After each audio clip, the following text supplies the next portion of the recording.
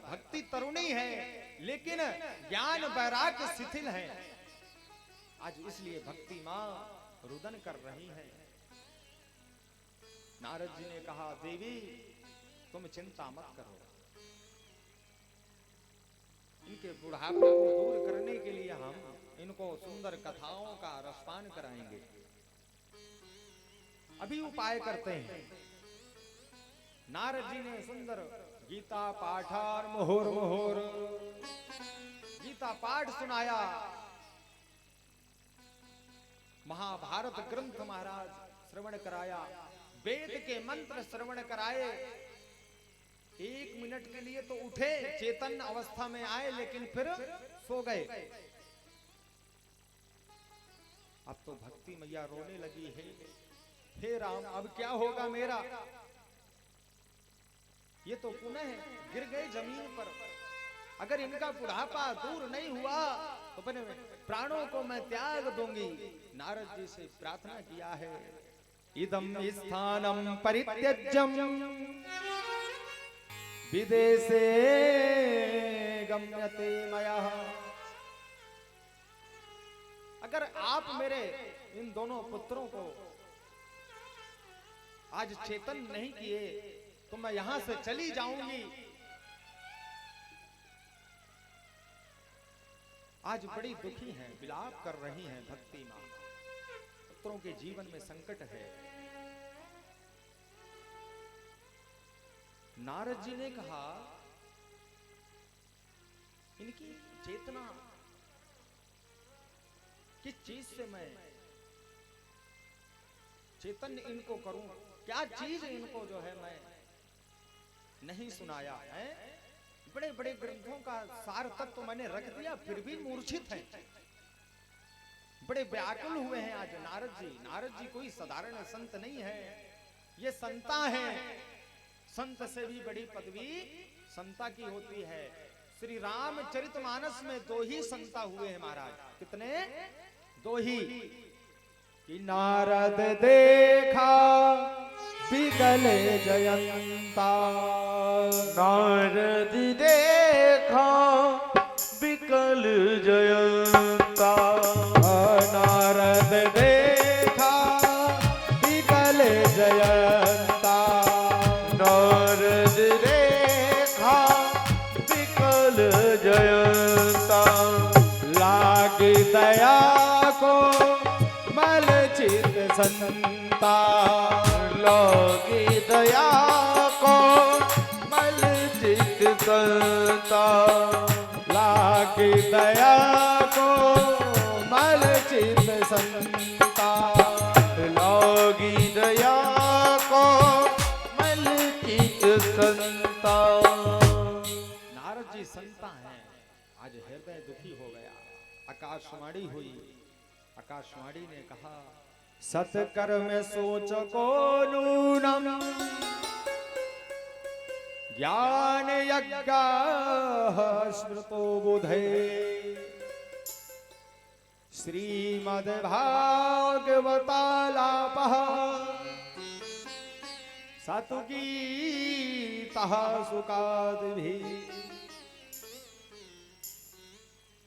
आकाशवाणी हुई। नारद जी सत्कर्म करो। मैं जगह जगह गया, मैंने सबसे पूछा, भैया सत्कर्म क्या है, सत्कर्म किसको कहते हैं। लेकिन नारद जी को कोई देखता महाराज मुख में पर्दा लगा लेता। बोले इतने बड़े संत हैं, इनको हम क्या बताएंगे हैं? सभी अपने अपने आश्रमों में छुप जाते, क्योंकि किसी में सामर्थ्य नहीं था बताने में। नारद जी सभी से जब उत्तर नहीं पाया, तब तीव्र गति से दौड़ते दौड़ते जा रहे थे। उनके भ्राता मिल गए, उनके भाई सनकादिक ऋषि।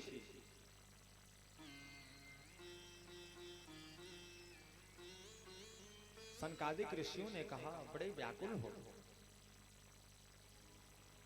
बोले महाराज, मैंने भक्ति देवी के पुत्रों को वेदों का सुंदर सुंदर सार तत्व प्रकट कर दिया है। सुंदर गीता का बार बार मैंने मोहर मोहर पाठ किया, लेकिन भक्ति के पुत्रों को शांति नहीं मिली, चैतन्य नहीं हुए। भैया सत्कर्म क्या है? आप हमें सत्कर्म बताओ। सत्कर्म कहते किसको हैं? सनकादिक ऋषियों ने कहा, हो तो बड़े भोले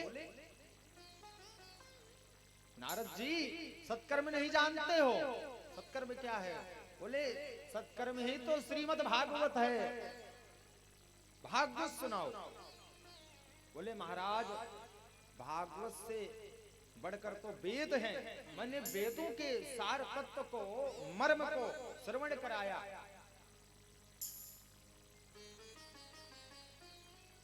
वेदों से ही तो भागवत की उत्पत्ति हुई है।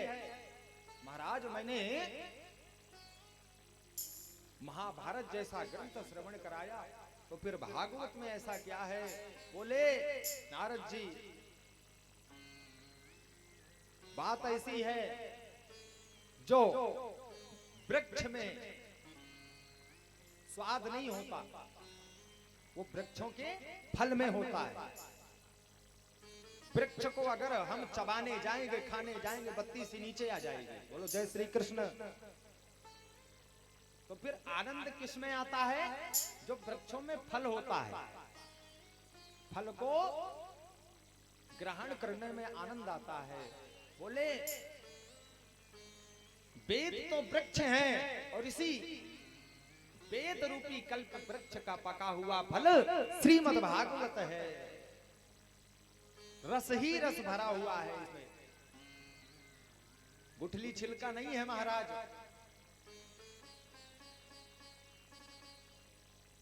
बोले कहां श्रवण कराएं? बोले हरिद्वार चलो। कहां पर? हरिद्वार। सुंदर हरिद्वार आए हैं महाराज, हरि के द्वार। और सुंदर महाराज पीठ तैयार की है, गाय के गोबर का सुंदर लेपन हुआ है, और सुंदर महाराज व्यास पीठ तैयार हुई। आज ब्रह्मचारियों के मुखार बिंद से ये भागवत बहने वाली है, और इसके श्रोता भी ब्रह्मचारी हैं। देखो दो दो विशेषता, करने वाले ब्रह्मचारी, कराने वाले ब्रह्मचारी। बोले नारद जी भी विरक्त हैं, और सनकादिक ऋषि भी विरक्त हैं। सनकादिक ऋषियों का काम क्या है? बोले कथा मात्रैक जीवन, जिनका कथा ही एक जीवन हो, जीवन सार हो। अद्भुत महाराज चारों भैया बैठ गए। नारद जी आज परीक्षित की भूमिका में है। नारद जी अकेले नहीं श्रवण किए, जगह जगह गए, और जा जा करके समस्त ऋषि मुनियों को महाराज आमंत्रण दिया। बोले चलो भैया, भव्य कथा हो रही है, चलो कथा का लाभ लो, अपने जीवन में उतारो। कहते हैं बड़े बड़े अमलात्मा, विमलात्मा, महात्मा हैं, हजारों हजारों की संख्या में आ रहे हैं। पुष्कर, प्रयाग, गंगा, गोदावरी, जो भी नदियां हैं, जो भी तीर्थ हैं, देवगुरु, पुष्कर तीर्थ के राजा प्रयागराज स्वयं आज चलकर भागवत को श्रवण करने आए। बड़े बड़े वशिष्ठ, चमन, पिप्पलाद, जैमिनी, भरद्वाज, विश्वामित्र, श्रृंगी, समीप ऋषि जैसे बड़े बड़े महाराज महात्मा पधारे। क्षेत्र के देवी देवता आए, आदिदेव, प्रत्यधिदेव सभी आए, और सभी लोगों ने सुंदर भगवान की कथा श्रवण की।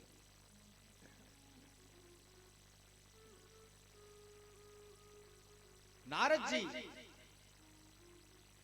भक्ति देवी को आमंत्रित करते हैं, मंत्रों से अभिमंत्रित करके भक्ति देवी को बैठाया है।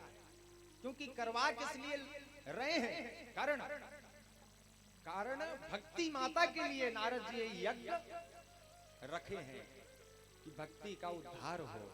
भक्ति देवी महाराज पधारी हैं आज। कथा का महात्म नहीं हुआ भक्तों, महात्म पूरा नहीं हुआ।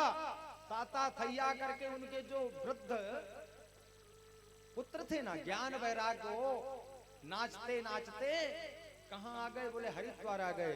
श्री कृष्ण गोविंद हरे मुरारे, हे नाथ नारायण वासुदेवा।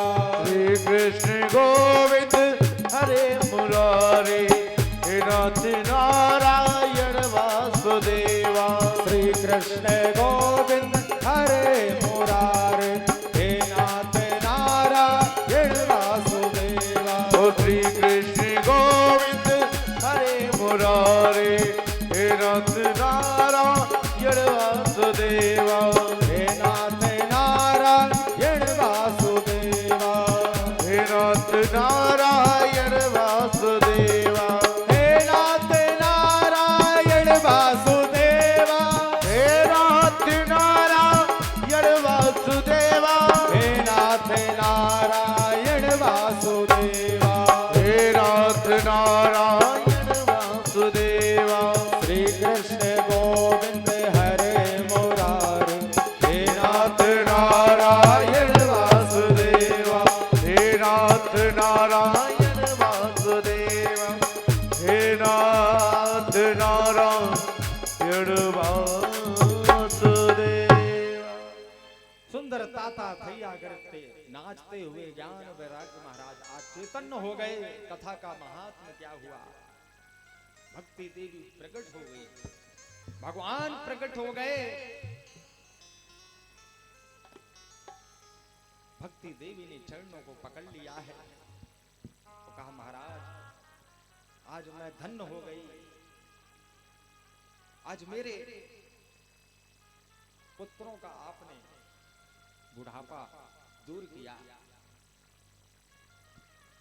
आपकी मैं चाहे जितनी सेवा करूं हैं, लेकिन आपके ऋण से मैं ऋण नहीं हो सकती।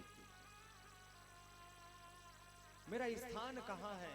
मैं कहाँ रहूं? मेरा स्थान नियुक्त करो। भगवान ने कहा देवी जो ये संत वैष्णव बैठे हुए हैं, जाओ और सभी के हृदय में वास करो।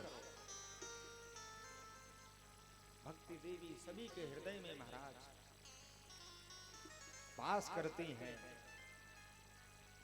ज्ञान वैराग्य महाराज भक्ति के साथ में ज्ञान वैराग्य अति आवश्यक है, जरूरी है। और किस चीज का ज्ञान? बोले शास्त्रों का ज्ञान नहीं, पुराणों का ज्ञान नहीं, किताबों का ज्ञान नहीं, तो फिर किसका ज्ञान? बोले ठाकुर जी हमारे हैं और हम ठाकुर जी के हैं। बस इतना ज्ञान हो जाए मानो कि जीवन धन्य हो गया। बस इतना तार अगर जुड़ जाए ठाकुर से। अद्भुत कथा महाराज हुई है। सौनकादिक ऋषियों ने प्रश्न कर दिया महाराज क्या इस कथा को श्रवण करने से पापियों का उद्धार होता है? बोले बिल्कुल होता है। सूत जी महाराज कहते हैं ये मानवा पाप कृतस्तो, ये मानवा पाप कृतस्तो, सर्वदा सदा दुराचार रतः, विमर्गगा क्रोधाग्निः, कुटिलास्य कामिनः, सप्ताह यज्ञेन कलो पुनन्ति ते। कहते हैं जिस मनुष्य ने जीवन में कभी सत्कर्म नहीं किया, दुराचार परायण जिसकी मनोवृत्तियां बनी रही, क्रोध रूपी अग्नि में जो हमेशा जलता रहा, ऐसा दुराचारी पापी व्यक्ति किसी विद्वान ब्राह्मण के द्वारा कथा को श्रवण कर ले महाराज, उसका भी जीवन धन्य हो जाता है। बोले 5 प्रकार के अग पापी महाराज तर जाते हैं भागवत को सुनकर।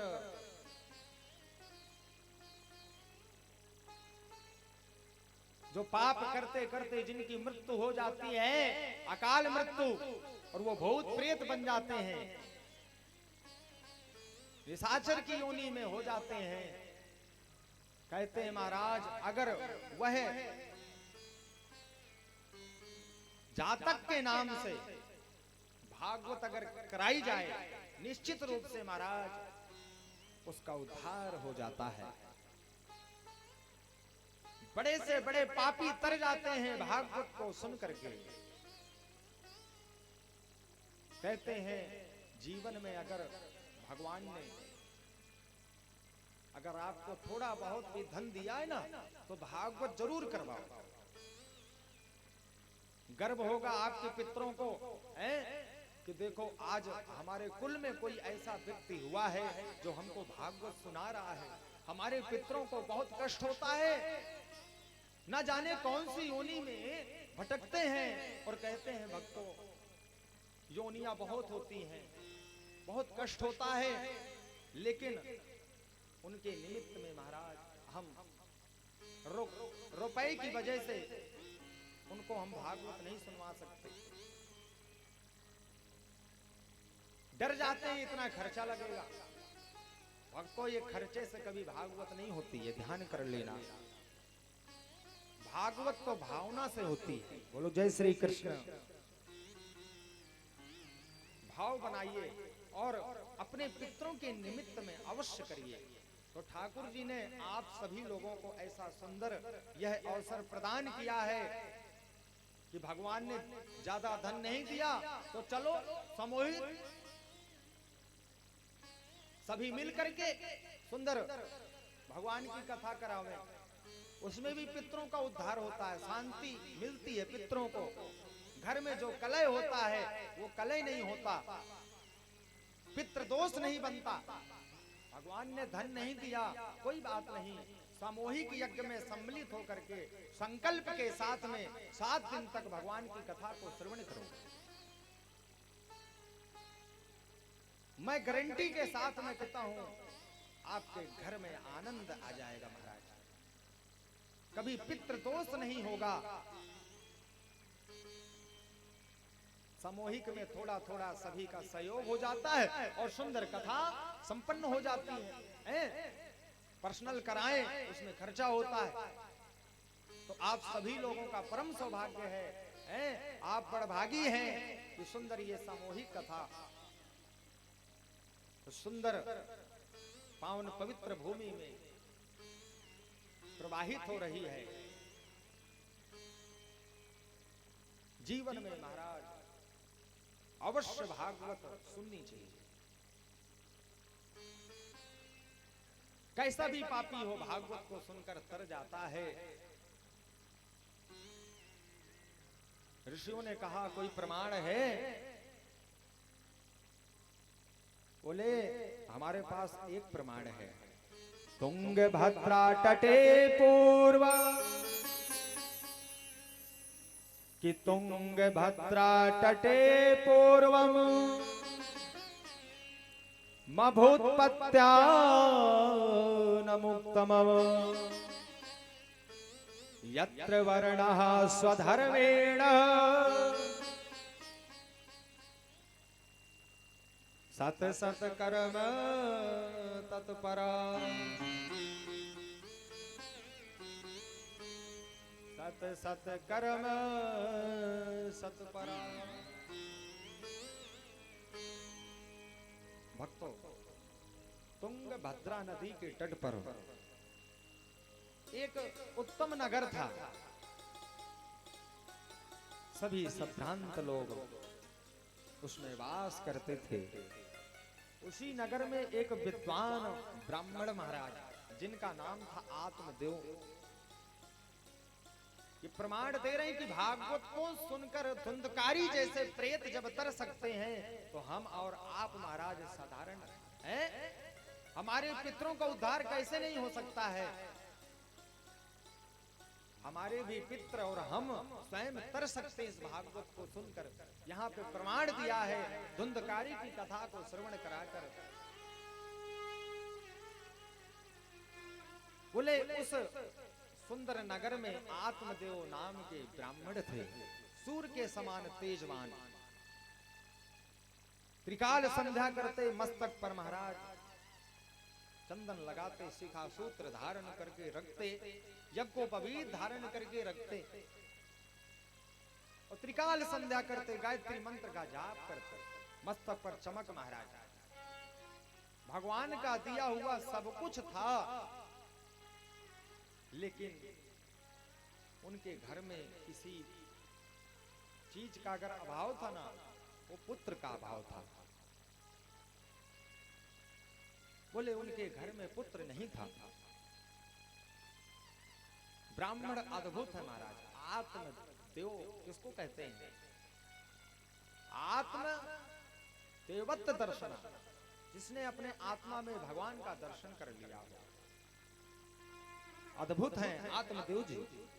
उनकी पत्नी का नाम धुंधली देवी है। क्या? धुंधली। जिसके आचार विचार सही नहीं हो, जो कर्म से हीन है, जीवन में कभी सत्कर्म नहीं किया, उसको धुंधली कहते हैं। पुत्र नहीं था। भक्तों खूब दान पुण्य करते आत्मदेव जी, खूब ब्राह्मणों की सेवा करते। महाराज कालांतर ऐसा आया कि घर में गौ माता की सेवा करते। एक दिन दुखी हो गए, इतने वर्षों से मैं सेवा कर रहा हूं लेकिन ये भी बांझ है, गौ माता को भी पुत्र नहीं हो रहा, कैसा मेरा ये दुर्भाग्य है। मेरे घर में जो हरी भरी तुलसी है वो भी सूख जाती है, ऐसा मैंने क्या कर दिया? बड़ी गिलानी हुई है इस शरीर से आत्मदेव जी को। उन्होंने कहा इस शरीर को त्याग तो ज्यादा सही है। ये संसार के ताने सुनने से अच्छा है कि शरीर को त्याग दे। जो मिलता है वही ताने मारता है। ये खटक जाते हैं महाराज। कोई उपहास करता है ना, कुछ बातें होती हैं व्यक्ति को खटक जाती हैं। कहते हैं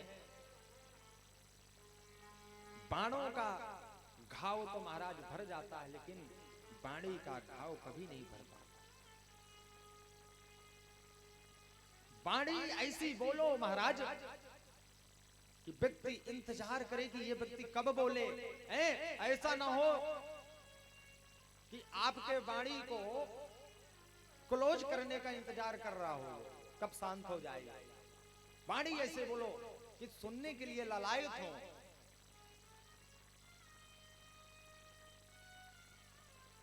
बड़े दुखी हुए आत्मदेव जी वन गए हैं। बोले अब तो वन में जाकर अपने शरीर को त्याग दूंगा, पुत्र नहीं है तो फिर सब बेकार है। महाराज जैसे आत्मदेव जी सरोवर सामने था, कूदने का प्रयास किया है। हरिद्वार से कुछ संत आ रहे थे, संतों की टोली आ रही थी। संतों ने देखा ये कौन कूद रहा है भैया, सफेद धोती कुर्ता मस्तक पर चंदन। संतों ने आवाज लगाई, रुको रुको भैया रुको, ये क्या कर रहे हो? तुम्हें शरीर से प्रेम नहीं है? रुको रुको। रुक गए। रुक करके संतों ने कहा, भैया आप तो ब्राह्मण जान पड़ते हो, शरीर को क्यों त्याग रहे हो? क्या बात है? आत्मदेव जी कहते हैं, महाराज प्राण न त्यागूं तो क्या करूं, मेरे पास दूसरा कोई रास्ता नहीं है। संतों ने कहा ऐसा क्या संकट आ गए आपके जीवन में, बताइए। आत्मदेव जी कहते महाराज मुझे पुत्र नहीं है। भगवान का दिया हुआ आप जैसे महापुरुषों की कृपा से सब कुछ है, किसी चीज का अभाव नहीं है। अभाव है तो पुत्र का है, मेरी इससे अधोगति होगी, मेरा अंत्येष्टि संस्कार कौन करेगा, मेरा वंश कैसे चलेगा महाराज, मुझे पुत्र के लिए मैंने पुत्रेष्टि यज्ञ करवा दिए, कई संतों ब्राह्मणों की सेवा की महाराज, लेकिन पुत्र की प्राप्ति नहीं हुई। घर में जो तुलसी का बिरवा वो भी महाराज सूखा खड़ा रहता, रोज हरा लगाता, लेकिन कभी महाराज वो हरा भरा नहीं होता। मेरी गौ माता जो है वो भी बांझ है। कैसा संकट मेरे ऊपर, मैंने जीवन में मुझे पता है मैंने बहुत गलत कर्म किए हैं, आज उसी का फल मुझे मिल रहा है। तो महाराज आपने मुझको रोक क्यों लिया, मर जाने दिया होता। संतों ने कहा रे पुत्र मान के चलो आपको होते, जैसे कि राजा सागर के 60,000 पुत्र हुए रे, लेकिन राजा सागर ने क्या किया अपने जीवन में, प्रचेता के तो 10,000 पुत्र हुए, प्रचेता ने क्या किया, खूब उदाहरण दिए। बोले पुत्र अगर होता वो कहीं कुपुत्र निकल जाए तो फिर क्या करते, बोले माया मोह छोड़ो, ठाकुर जी का चिंतन करो। बोले नहीं महाराज हमें पुत्र चाहिए, आपकी ये वेदांती भाषा हमें समझ में नहीं आ रही।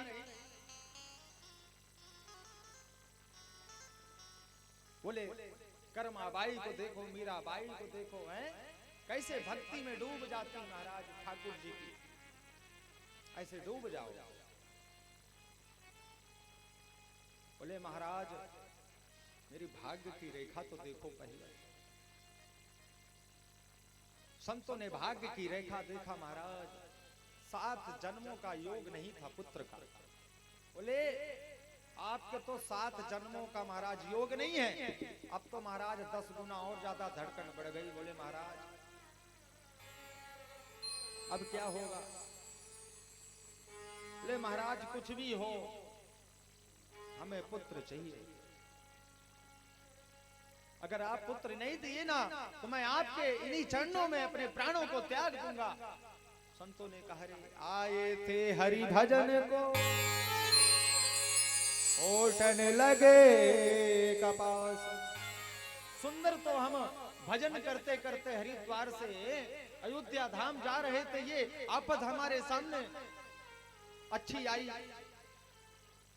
बोले अगर यह ब्राह्मण हमारे चरणों में प्राणों को त्याग दिया तो हमें ब्रह्म हत्या का पाप लग जाएगा,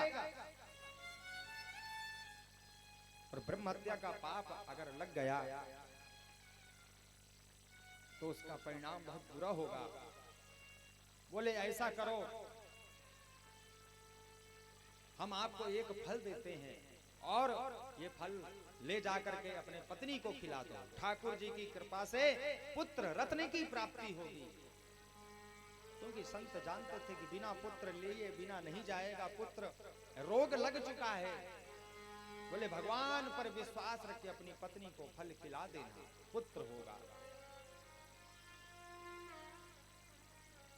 संगत का असर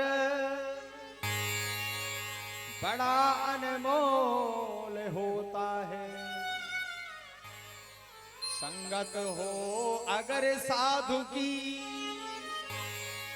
तो दिल प्रभु के लिए रोता है।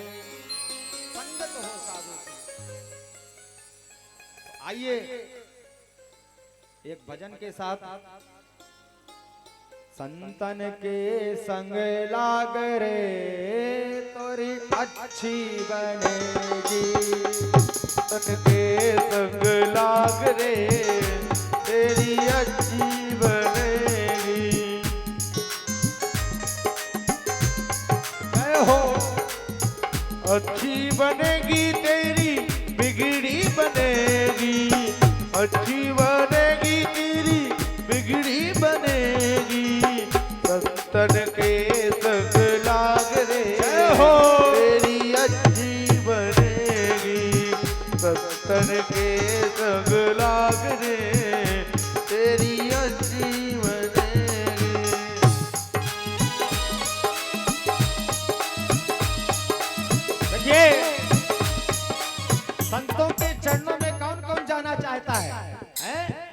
हाथ उठाकर बताएं संतों की चरण में कौन कौन जाना चाहता है। तो ऐसे आप संतों की शरण में जाएंगे हैं? उठाइए दोनों हाथ, जय हो, तालियों की सेवा।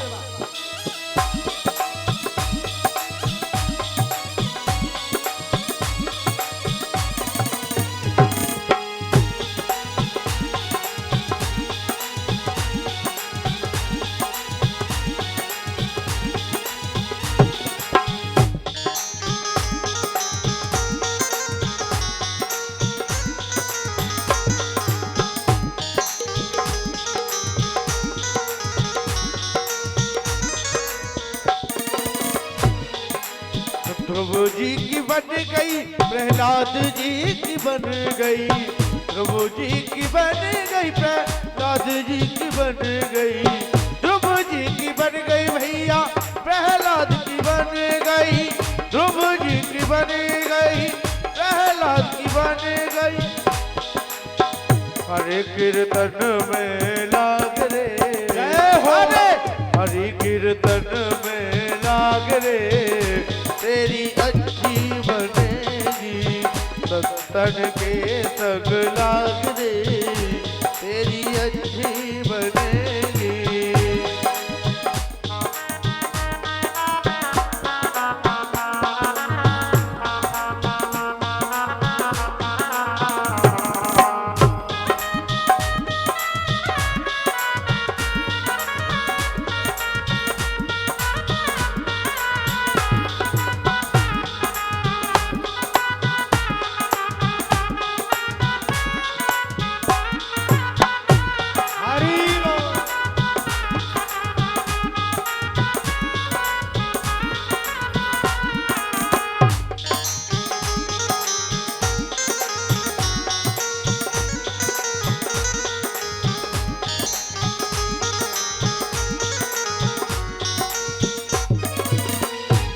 अरे कागा से तो ही हंस बनावे, कागा से तो ही हंस बनावे, कागा से तो है हंस बनावे, कागा से तो है हंस बनावे।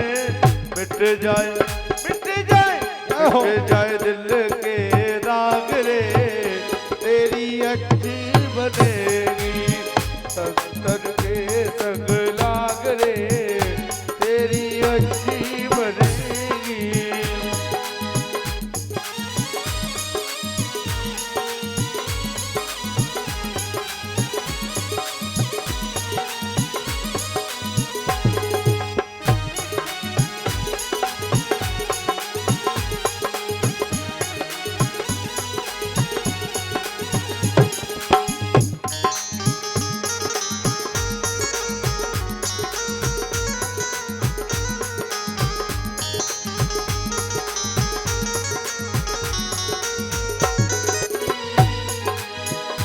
अरे सत्तन के संग भक्ति बढ़ेगी, सत्तन के संग भक्ति बढ़ेगी, भक्ति बढ़ेगी भैया, भक्ति बढ़ेगी, भक्ति बढ़ेगी लाला, भक्ति बढ़ेगी।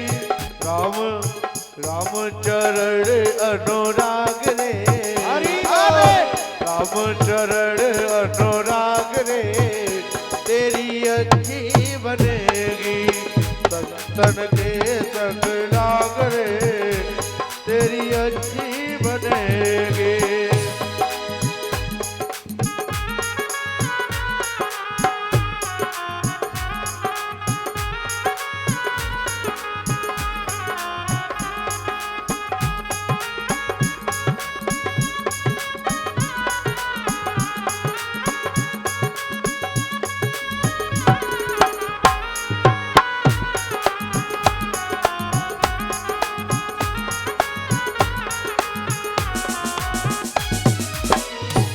अरे मोहरात्रि में बहुत दिन सोया, मोहरात्रि में बहुत दिन सोया, बहुत दिन सोया पगले, बहुत दिन सोया, बहुत दिन सोया पगले, बहुत दिन सोया। जाग जाग सके तो जाग रे, अरे जाग सके तो जाग रे, तेरी अच्छी बनेगी संतन के तक लाग रे, तेरी अच्छी बनेगी, अच्छी बनेगी तेरी बिगड़ी बनेगी, अच्छी बनेगी तेरी बिगड़ी बनेगी, संतन संतन संतन के संग लाग रे, तेरी अच्छी बनेगी, संतन के संग लाग रे, तेरी अच्छी बनेगी। जय जय श्री राम। संतन के संग लाग रे, तेरी अच्छी बनेगी। संगत हो अगर साधु की तो दिल प्रभु के लिए रोता है। भक्तों, साधु का क्षण कभी व्यर्थ में नहीं गंवाना चाहिए। कभी संतों के पास जाओ ना तो ये मत कहो महाराज जी हमारी फैक्ट्री कैसे चलेगी, महाराज जी हमको लाली होगा कि लाला होगा, कभी व्यर्थ के प्रश्न मत करो। संतों के पास जाकर कभी अपने स्वार्थ की बात मत करो। संतों के शरण में जाओ तो केवल और केवल चरणों को पकड़कर उनसे निवेदन करो, महाराज भगवान हमको कैसे मिलेगा,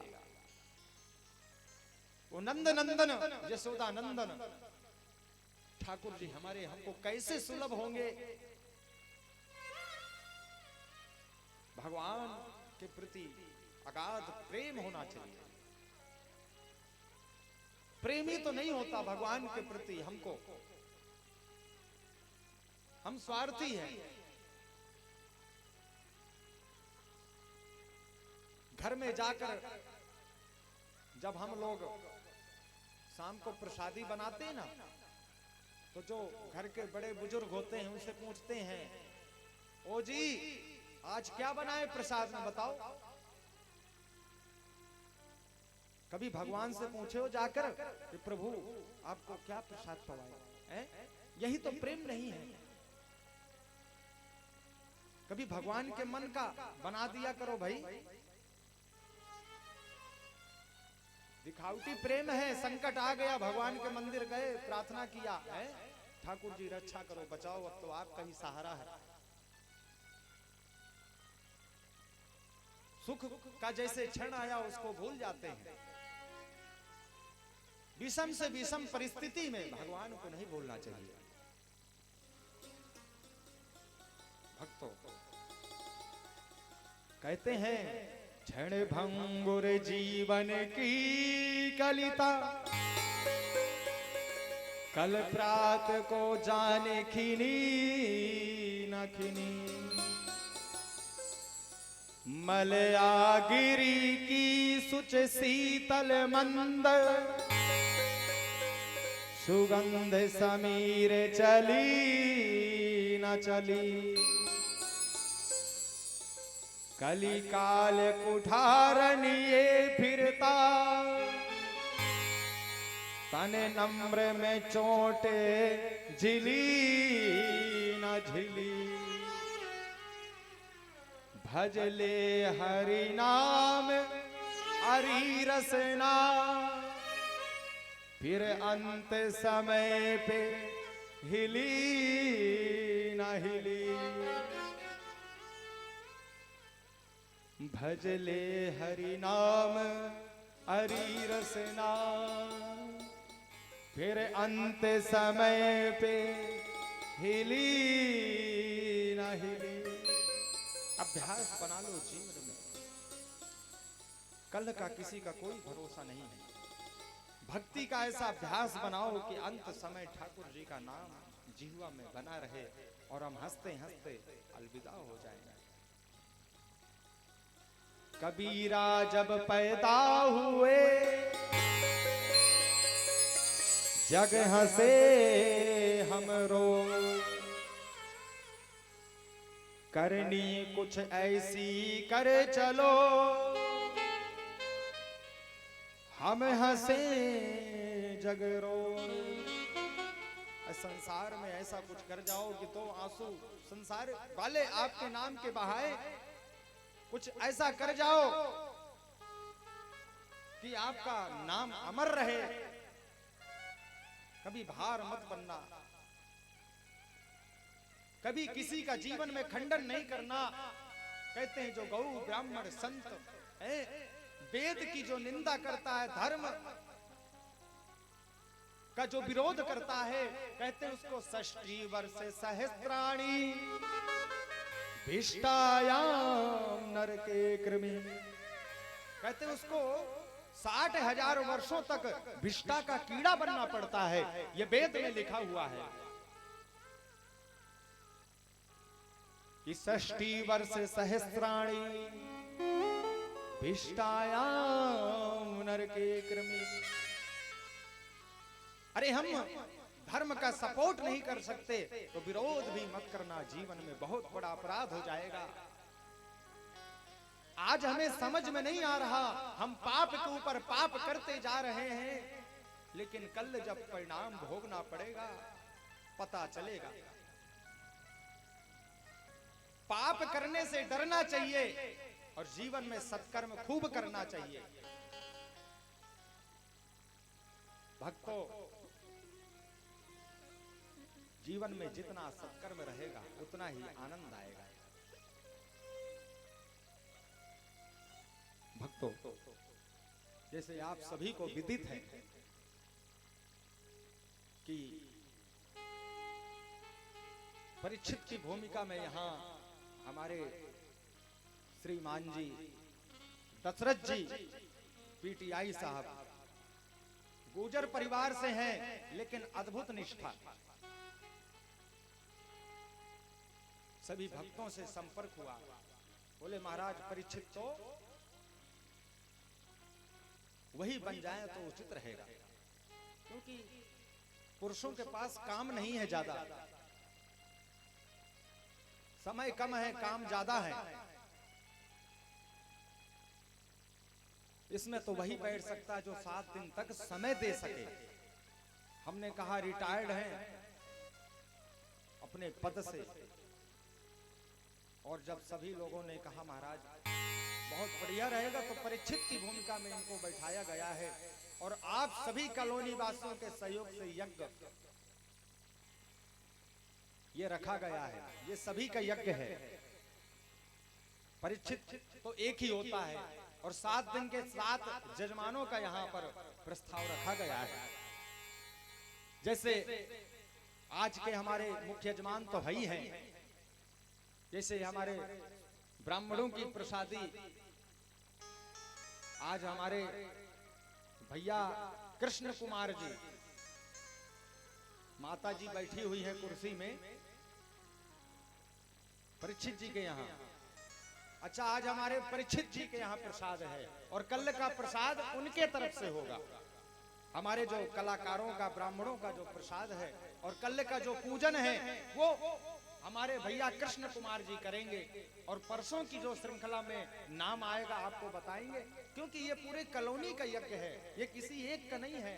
जब कोई नहीं मिला तो हमने कहा मास्टर साहब आप ही बैठ जाओ और जजमान की भूमिका का आनंद लो, क्योंकि ये भगवान की कथा बड़ी अद्भुत है, चिन्मयी है। ये रुपए पैसा यहीं पड़ा रह जाता है, करोड़ों करोड़ों रुपए हम डॉक्टरों को खिला देते हैं, जब कोई बीमार हो जाता है, लेकिन धर्म में महाराज लगाने में डरते हैं। जब हम जाएंगे ना तो धन ये वैभव सब पड़ा रहेगा, ये साथ में जाने वाला नहीं है, साथ में जाएगा तो केवल और केवल। तूने जो कमाया है, तूने जो कमाया है, तूने जो कमाया है वो दूसरा ही खाएगा। खाली हाथ आया है तू खाली हाथ जाएगा, खाली हाथ आया है तू तू खाली हाथ जाएगा। तूने जो कमाया है, तूने जो कमाया है, तूने जो कमाया है वो दूसरा ही खाएगा। खाली हाथ आया है तू खाली हाथ जाएगा। खाली हाथ आया है तू खाली हाथ जाएगा।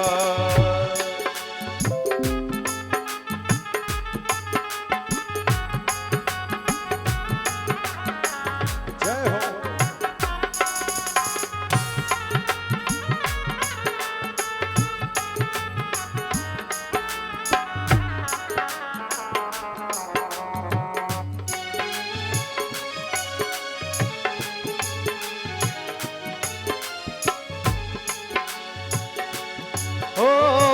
जब तलक ये सांसें हैं तब तलक ये रिश्ते हैं।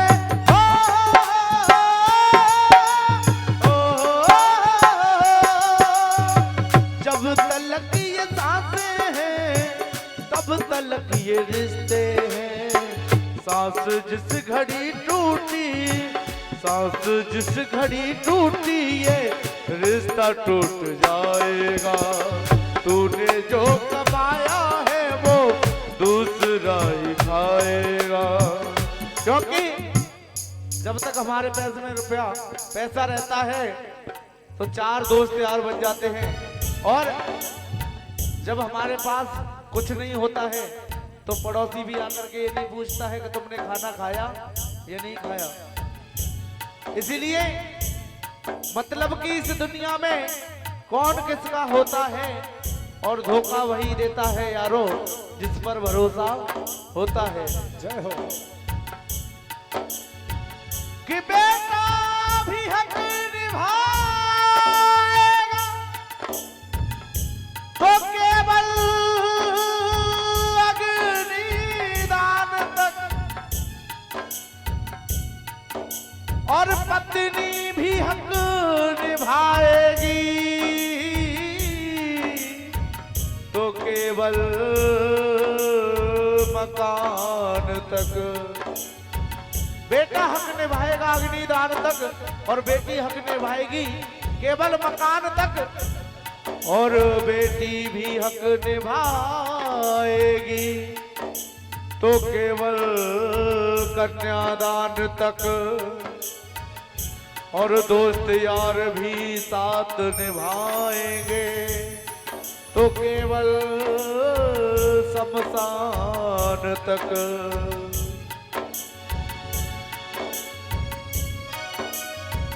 तूने जो कमाया है नाम ये सुकून का,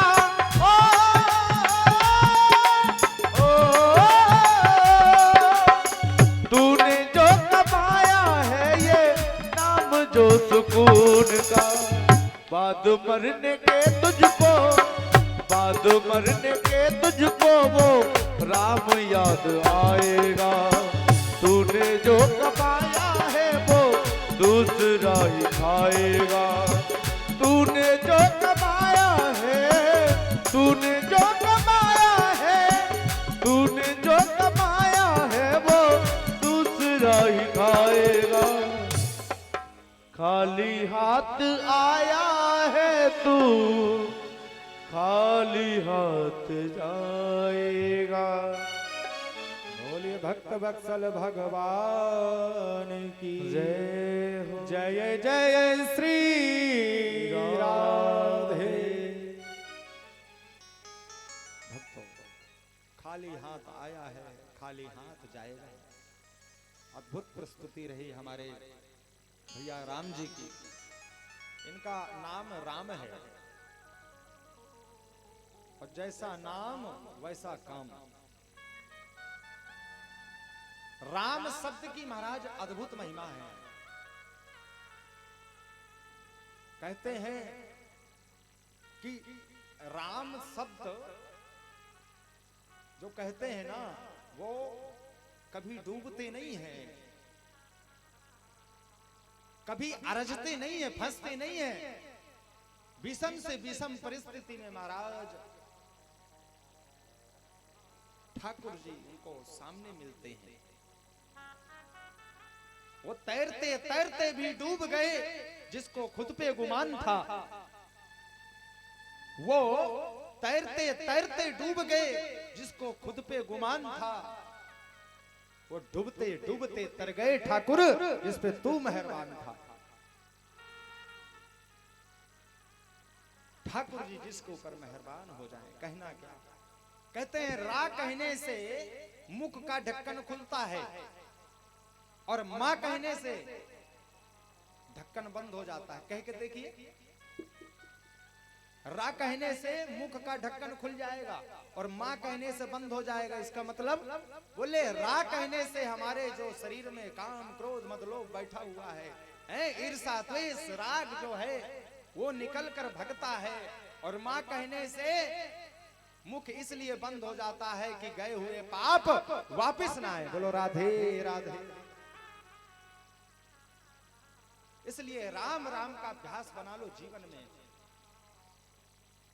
जीवन में अगर राम राम का अभ्यास बन गया, आपका जीवन धन्य हो जाएगा। राम नाम के तो पत्थर महाराज तैर गए। जब पाषाण समुद्र में तैर सकते हैं, तो क्या हम और आप नहीं तैर सकते? हम और आप इस भवाटकी में जो भटक रहे हैं, क्या उससे मुक्त नहीं हो सकते? हो सकते हैं, लेकिन हमें मंत्र पर विश्वास नहीं है। मंत्रों के ऊपर विश्वास होना चाहिए। भक्तों, अद्भुत प्रसंग है। आज फल जैसे आत्मदेव जी अपने पत्नी को दिया है, पत्नी ने कहा सुनो जी, ये फल मैं पूजा पाठ करके खाऊंगी, क्योंकि धुंधली की वृत्ति सही नहीं थी, आचार विचार शुद्ध नहीं था। बोले पहले मैं पूजा पाठ कर लूं, स्नान कर लूं, फिर फल को खा लूंगी। आत्मदेव जी कहते हैं देवी जरूर खा लेना इस फल को। इस फल को खाने से सुंदर पुत्र होगा। ये संत का दिया हुआ फल है। धुंधली अपने कमरे में आई और मन में विचार करने लगी। धुंधली कहती है हमने सुना था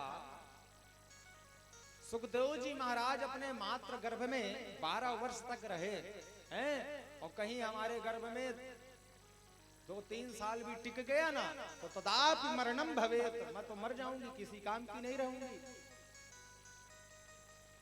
और प्रसव पीड़ा भी मुझे सहन नहीं होगी। मैं रानी महारानी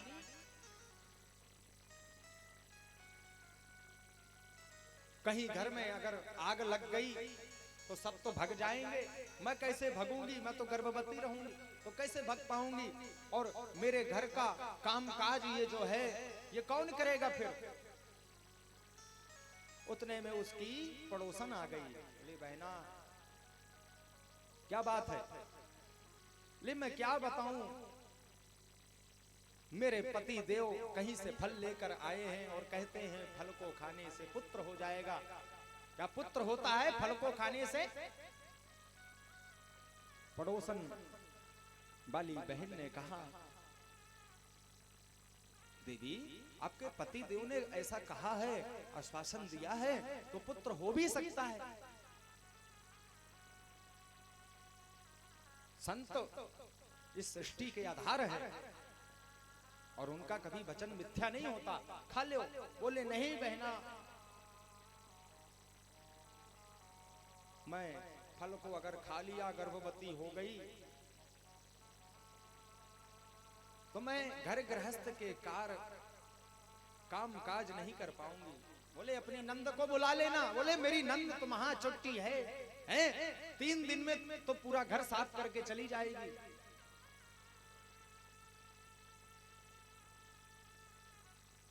भक्त पड़ोसन हार गई, थक गई। बोले बहना जो तेरे मन में आवे सो कर, मैं तो गई। उतने में महाराज उसकी बहन आ गई धुंधली की। अब बहन आई, बोली बहन क्या बात है, बड़ी दुखी हो। बोले क्या करूं, पति देव जी कहीं से फल लेकर आए हैं और कहते हैं फल को खा लो पुत्र होगा। उसकी बहन ने कहा अरे बहन, ये बाबा बैरागियों की बात में मत आना, ये बाबा बैरागी ढोंगी होते हैं, पता नहीं कौन सा टोना टुटका करके फल को दिए हो, कहीं खाओगी कहीं समस्या उत्पन्न हो गई तो 9 की लकड़ी 90 खर्च होंगे। कभी फल खाने से भी बेटा होते हैं बेटी होती है, तुम चिंता मत करो, मेरे 9 पुत्र हैं। उसकी बहन चाहती है कि एक पुत्र मैं धुंधली को दे दूं, इसका पूरा माल संपत्ति जो है वो मेरी हो जाए, क्योंकि मेरे घर में खाने वाले हैं लेकिन खाने को नहीं है, और इसके यहां खाने को है लेकिन खाने वाला नहीं है। चाहती थी कि मेरा एक पुत्र मैं धुंधली को दे दूं। बोली बहन मैं इस समय गर्भवती हूं, ये जो गर्भ में पुत्र होगा वो मैं तुम्हें रात्रि में दे दूंगी, कुछ धन दे करके मेरे पति देव का मुख बंद कर देना। बोले बहन हो तो तेरी जैसी, तूने तो 1 मिनट में ही मेरी पूरी समस्या का समाधान कर दिया। कालांतर महाराज अपने पति देव को विश्वास दिलाती, अपने पेट में कपड़े बांध लेती, महाराज जी हमें फायदा हो रहा है। भोले भाले पंडित जी बड़े अद्भुत प्रसन्न मुद्रा में तरह तरह के महाराज ढोंग करते हैं। धुंधली समय अनुकूल आया, सुंदर उसकी बहन को, धुंधली के बहन को पुत्र हुआ, और पुत्र रात्रि में आई और सौंप दिया। आज आत्मदेव जी को जैसे पता चला, भोले भाले पंडित जी नाचने लगे, बाजार गए और बाजार जाकर के सुंदर देसी घी के लड्डू लेके आए और हनुमान जी महाराज का भोग लगाया, संतों में प्रसादी बांटी है। नगर नगर महाराज आज खुशी का ठिकाना नहीं है, सुंदर बधाई हो रही है, जन्मोत्सव का बड़ा अद्भुत आनंद। और कालांतर महाराज धुंधली ने अपने बहन के कहने से फल को गाय माता को खिला दिया था, क्योंकि वो भी बांझ थी।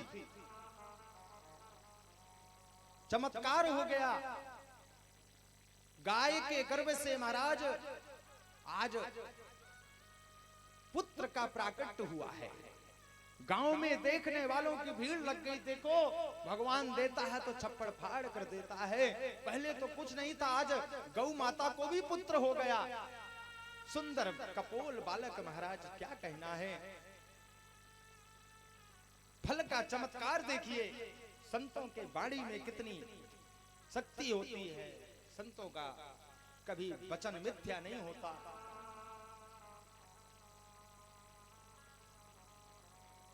गाय के जो गर्भ से पुत्र हुए हैं, सुंदर बालक जैसा स्वरूप, लेकिन कर्ण गौ माता जैसे थे। कर्ण बड़े थे, सुंदर सा नामकरण किया है आत्मदेव जी ने। बोले गाय के कर्ण जैसे मेरे पुत्र के कान है, इसलिए इसका नाम हम गौकर्ण रखते हैं। बोलिए गौकर्ण महाराज की जय।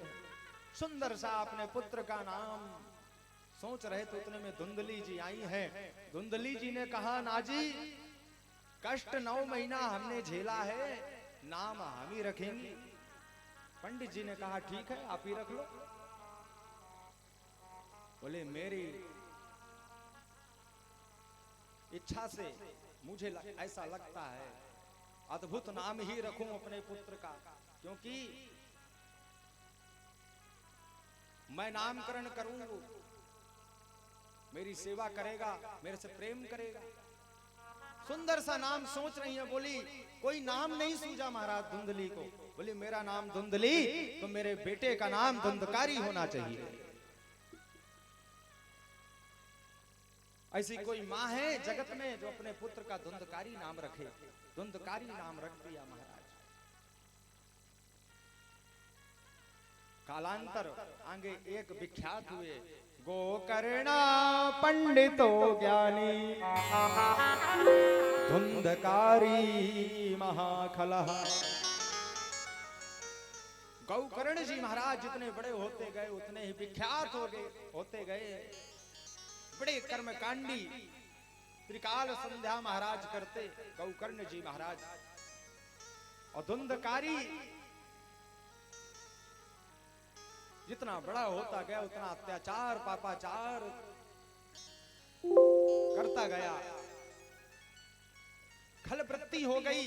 खल का काम क्या है? खल में कितने अक्षर हैं? 2 अक्षर। जिसका काम केवल खाना और लड़ना हो, क्योंकि खा से खाना और ला से लड़ना। बोले जो हमेशा खाए और लड़े उसको खल कहते हैं। बोलो राधे राधे।